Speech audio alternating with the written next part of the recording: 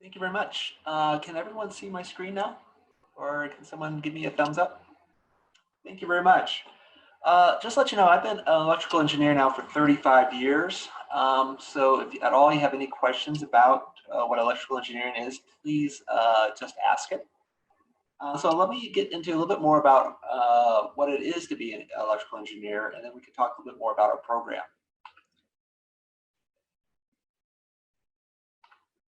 First of all, I just wanted to point out, a lot of people think of what is an electrical engineer. And a lot of people think of the person who sits in some type of computer room or some type of office and sits down and is in front of a lab all day. But really, electrical engineers you can find all over the place. There's the scientists, there are the designers, they're marketing, they're lawyers. For example, you cannot be a patent lawyer without having a degree in one of the disciplines of engineering. So if that's at all a direction you want to have, having a degree in engineering is required as salespeople. I just want to point out that being an engineer, not just electrical engineer, doesn't mean that you're a design engineer for the rest of your career or even at the beginning. A good friend of mine, he graduated from CU as a electrical engineering and went into technical sales right away. And he's done very well. And he says he would not be where he is today without his degree in electrical engineering. I just want to point out that engineering has a lot of impossibilities. And let you know, I've been a designer, I've been marketing, I haven't done the lawyer yet, but a salesperson, but I've also been an entrepreneur. I own my own small company for 19 years. So want to get to the point is you can find electrical engineering wherever you take a look at. They're also the entrepreneurs and leaders of today's industry. It's hard to think of any large corporation today that has started in the last 20 years that wasn't probably started by an engineer of some sorts, either electrical engineering, mechanical, biomedical, or computer science, for example. So the way I like to take a look at electrical engineering, we are the people who develop sensors, materials, controls, communication, and radios that made possible all these other disciplines. For example, you think of all the pictures we get from Mars, right? If it wasn't for electrical engineers, you wouldn't, one, be able to take those pictures on Mars. You wouldn't be able to have the sensors on Mars. And you wouldn't be able to communicate and bring those pictures back. So I view that, I just want to say is electrical engineering is a very interdisciplinary type of degree where it really provides a lot of the functionality that you see in a lot of different disciplines that you might not necessarily think are electrical engineering. So I have a couple slides here just to show you, we have 2 degrees in our department. We have one is electrical engineering, the other one is electrical computer engineering. So I just have a couple slides on each one that I'd like just to go over. The first one is, I like to try to think of a single sentence of how to describe what electrical engineering is all about. So it is the degree that I think makes the senses, the eyes, and the voice of everyday products around us.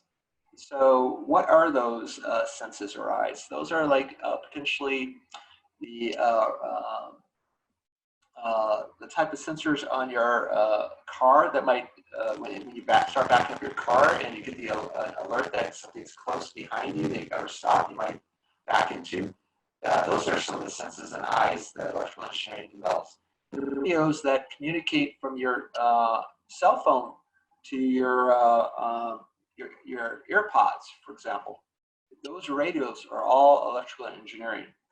So once again, it's a lot of the different disciplines. And I have in here in the presentation a few pictures of a few things that I view are sort of defined at a high level in areas of electrical engineering. You got robotics, right? And robotics, if you think of, well, robotics, that sounds pretty mechanical. Well, robots wouldn't move if it wasn't for electrical engineers, right? Because it's electricity, the actuators, the sensors of electrical engineering that makes or brings to life robotics. Renewable energy, the materials that actually, for example, solar panels, those are actually being researched by electrical engineers and material science portion of electrical engineering. Electric vehicles, the motors, things that charge the batteries, that's electrical engineering. And of course, you have the drones, the little quadcopters. You've got the smarts with inside them, as well as the radio. That's all electrical engineering. And of course, if you you know, VR or HoloLens or augmented reality, that's again all electrical engineering. So it's interesting. If you're interested in optics, optics is a subset of electrical engineering. So, so I just want to keep that in mind as well. And a few things about electrical engineering is that, once again, it really applies into a lot of these end applications that you might know of. And like I said, I have a few of the applications on the right. But I thought it was pretty interesting. Last year, I had the opportunity to actually talk at our graduation. And I thought it was really pretty neat because I think it was the week before graduation, a couple of really interesting pieces of information came out. One was Kimblinger report rated electrical engineering as the most lucrative major in 2019. So I thought that was really interesting. And then later on in that summer, Bankrate, another website came out that said electrical engineering is the 5th most valuable major. So once again, it is a opportunity out there for now and the future. And I just went onto a website, College Grad, which is pretty interesting because you can actually say what level of degree you are, you know, if you're an experienced engineer or engineer where you want to live, and it gives you a little bit of an idea of the type of salaries you could expect in those positions. So in electrical engineering in the Denver area, when I ran this, I think about 6 or 9 months ago, it was about $80,000. So once again, it's a good opportunity for you to take a look at. So that's one major. Once again, I said there's 2 majors, electrical engineering, and then we have electrical computer engineering. So electrical engineering I view is the senses, the eyes, and the voice of all the products that we do. But really, electrical computing engineering is the software programming and hardware engineering that make everything come to life. I think a lot of people say, oh, I like programming, so I want to go in computer science. But that's only a small bit of the world of programming. So there's programming beyond computer science. So computer science is really more involved with programming things that you see on your computer and the cloud. But the devices or the stuff that you program to actually make things come to life. For example, I just happen to have here my Xbox controller, right? That Xbox controller actually has some software in it. And that's programmed by an electrical engineer traditionally. So things that actually come to life are what the type of devices that computer engineering works with. And so like, hey Google or Alexa, once again, those are type of programmings that are done by electrical computer engineering. All the smart sensors inside of an intelligent vehicle, such as Tesla, that's really done by computer engineering or electrical engineers. The thing that I think is really interesting is you go, how many things do electrical engineers program, right? So I went on Google and I actually did a few searches, and there's a few cues that you could take a look at. Things that if you look for, you can determine that those are things that electrical engineers program. So anything that's a microcontroller, which isn't really a large, an Intel type of processor, is really programmed by electrical engineers. And in 2017, 43 billion microcontrollers were shipped. That means there's 43 billion pieces of software that were developed by electrical engineers. So it is a very vast opportunity. Similarly to electrical engineering, computer engineering is number 3 in the most lucrative degrees in 2019, and Bankrate had it as the 8th most valuable degree. So once again, they are both up there in terms of interest by potential opportunities by employers, and you can access a wide variety of applications of potential interest. So let's take a little bit look at our program. I'm only going to show you one, but I have a slide very similar to computer engineering. But since they're very similar, I just will go over one. But last year we made a change to our degree program. Last year, up to this fall coming up, if you're an electrical engineer or a computer engineer, by the time you enter your sophomore year, your recommended programs would start to diverge. And a lot of times you're not quite sure what you want to do. Do I want to be an electrical engineer, or do I want to be a computer engineer? I'm not sure yet. But you would have to make that decision sometime in your late freshman year, or maybe earlier sophomore year, before it might start to impact your how long you would have to be at CU.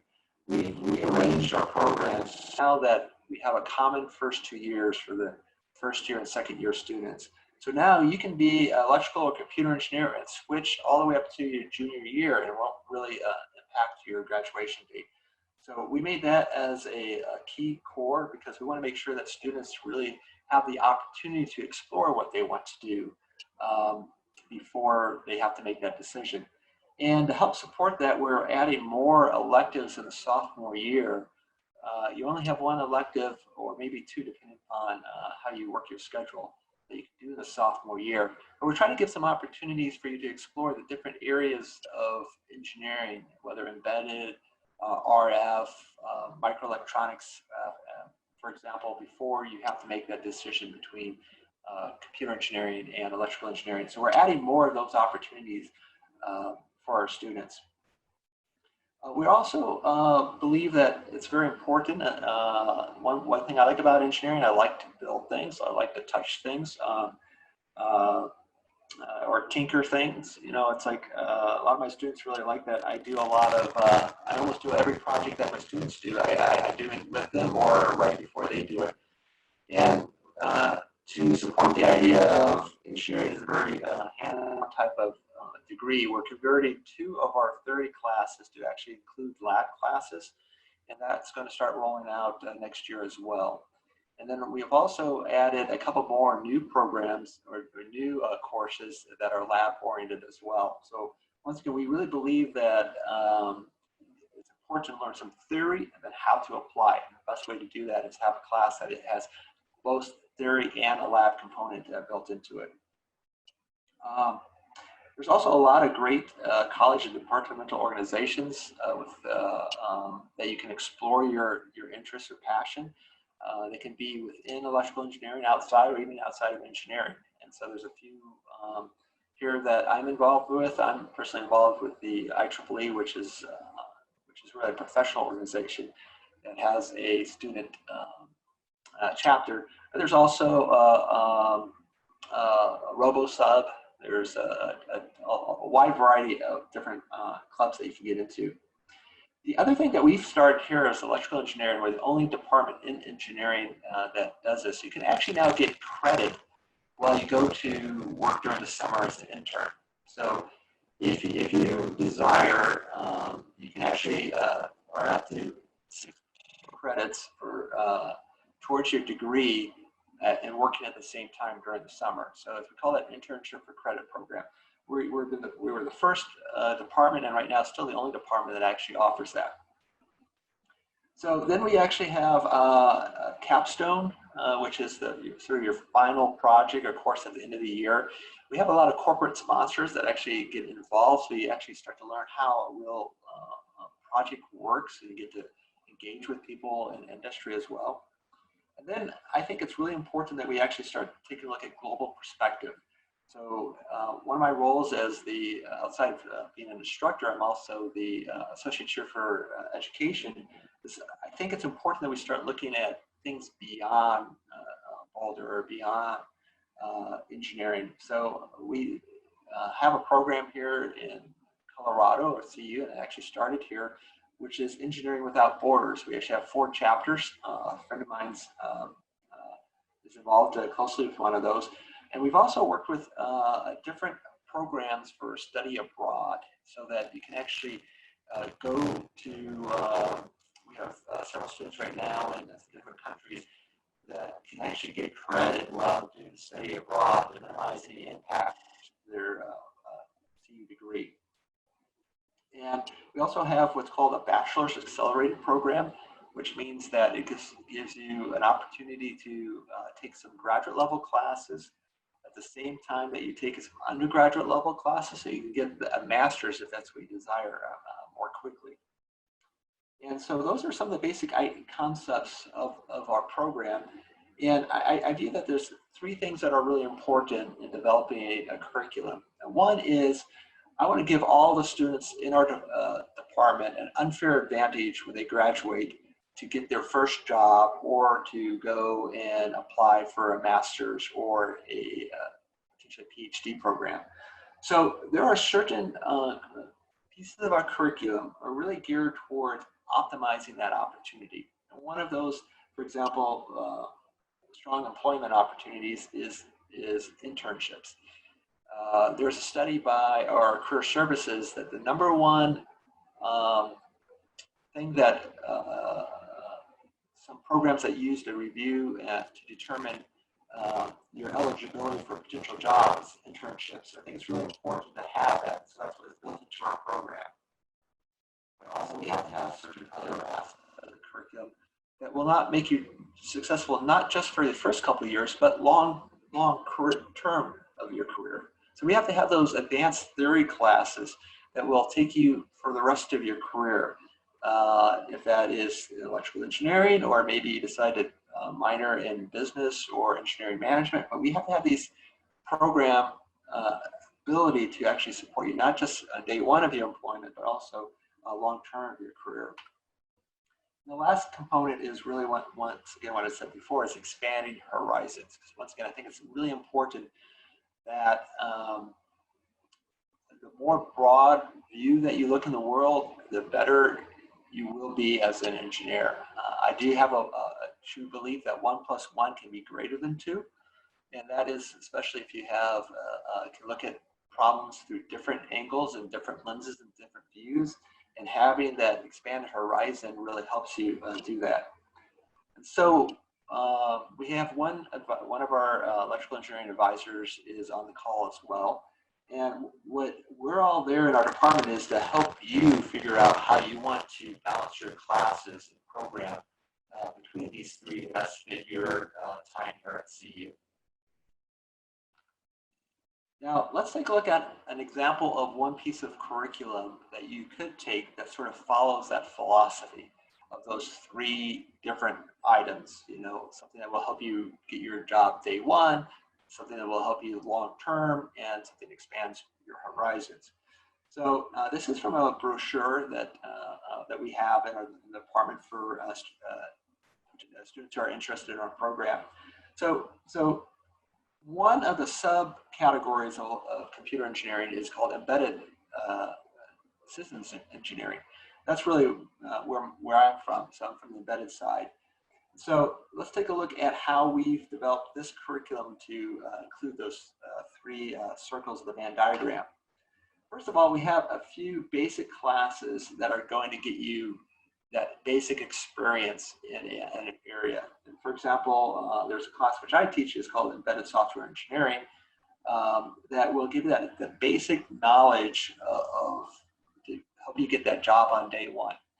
And part of what we do is we work with people from different industry. I also talk to people from different departments within the college as well as within our own department on creating our learning outcomes. So you know, one of those green classes in your junior year, and then another sophomore year, and then another one in the junior year. The key aspect with that is that I want everyone to have that opportunity to have a internship job between the sophomore and junior year by actually moving our basic embedded software program into the sophomore year. That gives you an opportunity to actually apply for an internship job in that type of field if you're interested in. Then real-time embedded systems is the next level of embedded systems. And by actually having that in the junior year, that gives you the opportunity to actually have a more complex and a more experienced internship job between your junior and senior year. So that is sort of the key thing, two classes that will help you get that first job in embedded systems. And let you know, to the best of my knowledge, in major research universities, we're the only university now that actually has a real-time embedded systems class for undergraduates, and we just had our first session of that this semester. It will be offered both fall and spring semesters moving forward. And then we start taking a look at how we help you for the long term of your career. And so we have 2 new classes that are going to be introduced next year, and one is going to be Advanced C++ Embedded Software Engineering. Another one's going to be Embedded Software Algorithms. These are new classes that are going to help you for your career long term. And the combination of these 4 classes are a unique set of classes in the embedded systems area that I've not been able to find from looking at other universities that actually match what we'll be offering here moving forward. So that is the first 2 parts of my Venn diagram. And then my third one is, once again, we have a program where it's designed that you can more easily fit in opportunities for engineering without borders, opportunities for study abroad. We also have what's called the Bachelor Advanced Master's program. So these are the type of programs that will actually broaden your horizons and will help you as well long term. Now let's take a look at finding your passion. I think, sometimes I think the word finding your passion might be overused, but I think sometimes it's a very good thing as well. I mean, my career, I graduated in 1985. I've been a hardware engineer. I've been at startups. I've had my own small company, and now I'm here. And the only thing that's tied all my different careers together is electrical engineering. And so I have a level of passion towards that. So when you start thinking of what you want or excited about, sometimes it might be looking at the end application. I'm really excited about rocketry. I'm really excited about exploring space. I'm excited about virtual augmented reality, Bitcoin. So people are interested in Bitcoin, or video games, right? Or medicine. So there's a lot of things that might motivate you. So I think it's important to try to start thinking of what motivates you. And then after you start looking at motivate, how do you want to be involved in what motivates you, right? So it might be that I'm really interested in what motivates me. I'm really excited about autonomous vehicles. Well, there's a lot of things in autonomous vehicles that might be of interest to you. It could be mechanical engineering aspects of it. It could be power systems. It could be sensors. It could be embedded software, or robotics. Right? There's different types of robotics, and there's like real time. If I want to have a robot that actually needs to respond to real time events, well, that's a certain type of embedded software engineering to take a look at. Or are you interested in being a processor designer? Like that's what I started out, is designing processing elements. And so if that's of interest to you, well, maybe you might be interested, or if you're interested in, here's a GTX 1070 card, right? There's a lot of processors that go in there, and they're all designed by electrical engineers. So if that's interest to you, that's a field of electrical engineering. And then in augmented reality for medical equipment could be the way you want to get involved. Some friends of mine are actually part of the Microsoft HoloLens team. And so they're very good supporters of CU as well. You might be interested in reducing pollution. Well, that's renewable energy. That's something with power systems. That's all electrical engineering. Providing systems that are self-powered. This is an area that I'm really passionate about, is making things that are perpetually powered. Sorry about that. By using the energy that's found in the environment. It could be vibrations. It could be thermal differential or solar energy. Once again, those are different areas of electrical engineering that that you can address your passions. So also I wanted to point out to you that we do have, after the undergraduate program, we actually do have what's really innovative. We just launched this year.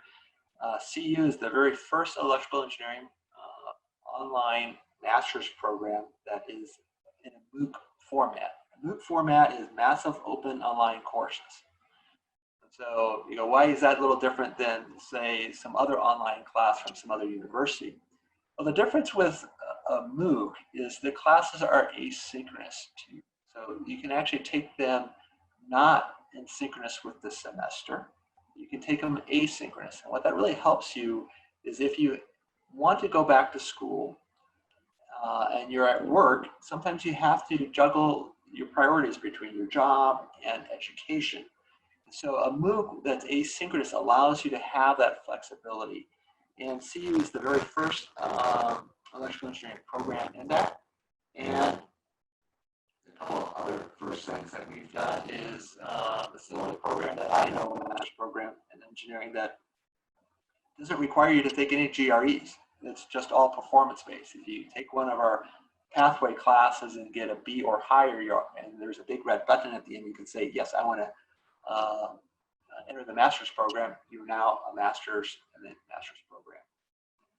The reason I also wanted to talk about that is things that we've learned how to make classes asynchronous at the master's level are very important for us to take back into the undergraduate level. So let's take another look at another slide. So we're trying to take education to the next level. So we've had these goals in mind, and we're actually accelerating some of these because of the recent events. Is there's certain things of way to create a class online that is, or an asynchronous class like in a MOOC, that is different than just recording a lecture for like right now, my lecture is recorded for 50 minutes. But there are other ways that are better to do online education other than just recording a lecture. And we've been learning from Coursera, which is our partner in our MOOC, on how to do that. Coursera is the very largest of the MOOC infrastructure out there. I mean, the Amazon of online education. They're teaching us a lot on how to actually create our classes online. And we're using some of that concepts already. There's a few classes where we're taking some of the material we've used for our MOOC courses, and we're using them for our undergraduate programs in what's called a flipped classroom, where you actually learn, you watch some videos, which are the lecture, and then when you come into a lecture on campus, it's not necessarily a lecture, you are now discussing what you've just learned. So it's called the flipped classroom. So we're experimenting with that. We're taking a look at re-engineering our labs, trying to make them more accessible outside the lab environment. There are certain labs where, because of the scale of the equipment or the precision of the equipment, we cannot really go outside of the classroom. But we're looking at how to re-engineer some of these labs that we can enable the students to participate in the labs on campus as well as outside of campus. Because we want to figure out how to maximize our students' success in learning. And once again, our environment or experience with our groups are really helping us understand this.